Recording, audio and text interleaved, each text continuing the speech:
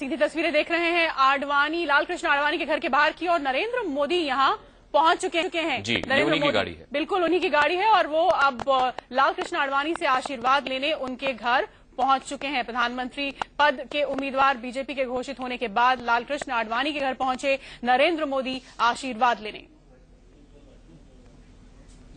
BJP के प्रधानमंत्री नरेंद्र मोदी बिना आडवाणी संसदीय बोर्ड की मुहर लगने के बाद घोषित हुए प्रधानमंत्री पद के उम्मीदवार, और अब नाराज आडवाणी से आशीर्वाद लेने नरेंद्र मोदी पहुंचे हैं उनके घर। और इस बीच आडवाणी ने एक चिट्ठी के माध्यम से अपने दिल का दर्द जाहिर किया। उन्होंने कहा कि मेरा मन व्यथित है और मैं जो कार्यशैली है पार्टी की और पार्टी अध्यक्ष की, उससे इत्तेफाक नहीं रखता हूं, और इसलिए मैं इस बैठक में शामिल नहीं हो रहा हूं। तो बिना आडवाणी के आशीर्वाद और बिना उनकी मुहर के नरेंद्र मोदी घोषित हुए बीजेपी के कैंडिडेट प्राइम मिनिस्टेरियल पोस्ट के लिए। और अब क्योंकि ये एक कायदा है, ये एक नियम है कि बड़ों का आशीर्वाद लिया जाता है, तो उसी के मद्देनजर नरेंद्र मोदी लालकृष्ण आडवाणी के घर पहुंचे हैं उनका आशीर्वाद लेने।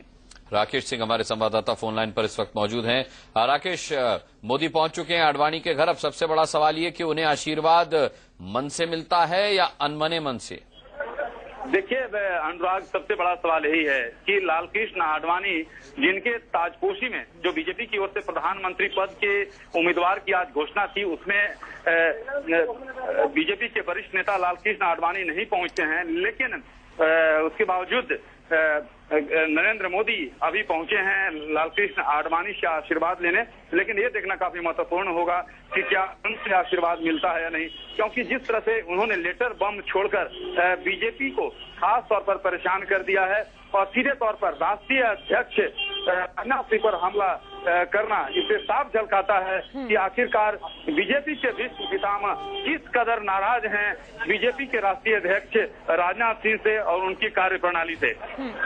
चलिए आप बने रहिए हमारे साथ, क्योंकि नरेंद्र मोदी यहाँ पहुंच चुके हैं और अब इसके बाद आगे आडवाणी के घर पर क्या होता है इसके बारे में हम आपसे अपडेट लेंगे। इस सब के बीच रविशंकर